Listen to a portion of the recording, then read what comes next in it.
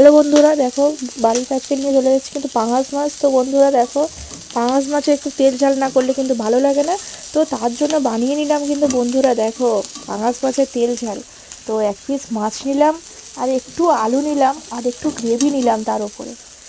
তো কি বলবো বন্ধুরা, দেখতে যতটা লোভনীয় হয়েছে, খেতে কিন্তু তার দ্বিগুণ টেস্টফুল হয়েছিল। তো এতটাই সুন্দর হয়েছে বন্ধুরা, মুখে বলে প্রকাশ করা যাবে না। আমি এর রেসিপি আমি দিয়ে দেব ভিডিওতে, তোমরা দেখে নিও।